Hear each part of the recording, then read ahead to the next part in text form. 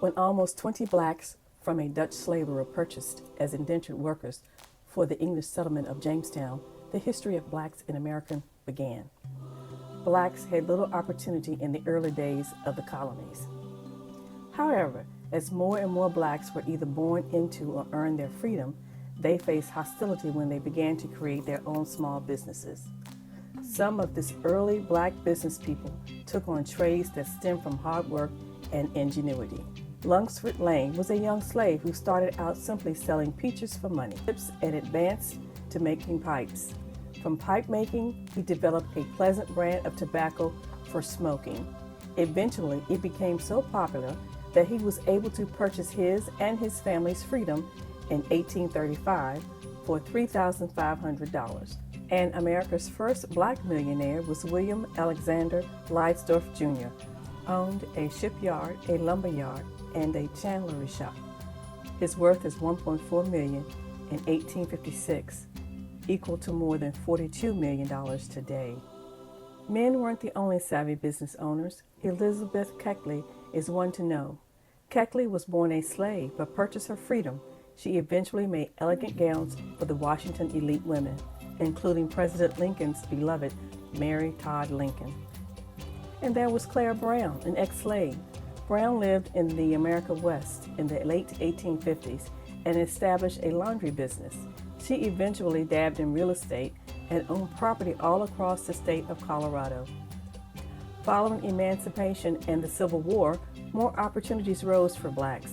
By the 1890s, thousands of small business operations had opened in urban areas, and the growth and success of these businesses had been created within the rigid system of Jim Crow, which separated blacks from whites and allows the formation of urban black communities. From the late 1880s to the 1920s, there was a remarkable development of Negro businesses, banks and insurance companies, undertakers, and retail stores. This change corresponded with black barbers, tailors, caterers, trainmen, blacksmiths, and other artisans were losing their white customers. Black businesses experienced a newfound spirit of racial self-help and solidarity. Names like Maggie Lena Walker, the first black woman in the United States to charter a bank, is among the prominent names we hear when we think of black businesses. However, African Americans have operated virtually every kind of company, including banks, recording labels, stores, retail stores, drugstores, soul food restaurants, car manufacturers, and bookstores. Memphis, Tennessee was the base for Robert Reed Church, born in 1839, a freedman who became the South's first black millionaire. He founded the city's first black-owned bank, Sullivan Savings Bank and Trust, ensuring that the black community could get loans to establish businesses. We all know about Madame C.J. Walker, using the name of Sarah Breedlove, who built her national business on her own invention, the first successful hair straightening process. Walker also opened over 200 beauty schools and is one of the nation's first self-made female millionaires.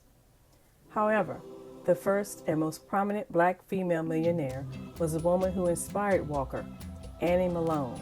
Malone founded and developed Poro College, a commercial and educational business focused on cosmetics for black women. Malone, like Walker, developed a chemical that could straighten black women's hair without causing damage to the hair or scalp. Malone created jobs for more than 75,000 women around the world. She's recorded as the first black female millionaire in the United States, with a reported $14 million in assets in 1920, a whopping $167 million by today's standards. The Great Depression of 1929 to 39 was a serious blow to black communities and their businesses, but still black businesses pressed on. They supported the legal and social civil rights movements in this country. According to the National Negro Business League, the number of black-owned businesses doubled from 20,000 in 1900 to 40,000 in 1914. The late Reginald F. Lewis, educated at Virginia State University, became America's first black billionaire by building Beatrice International Holdings Incorporated. while entertainers and athletes turned entrepreneurs such as Oprah Winfrey, Sean Jay-Z Carter, Michael Jordan, and Serena Williams may seem to be the nation's top black business people, it is Janice Bryant Harroy who was the nation's first black female billionaire, serving as CEO of Act One Group, and is the first African American woman to run a billion-dollar business. In 2015, the U.S. Census reported that in the year 2012, there were 2.6 million black or African American owned firms nationally.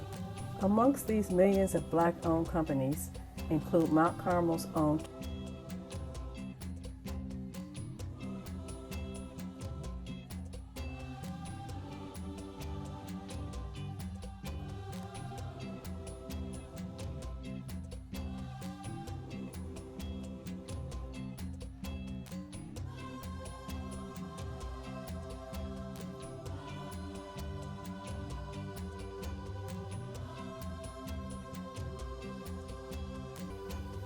From enslavement to enfranchisement, blacks have found a way to make their entrepreneurial spirit lift them up, their families, and their communities. As it was then, so it is now. Black businesses have supported the civil rights movement, churches, schools, and our charities.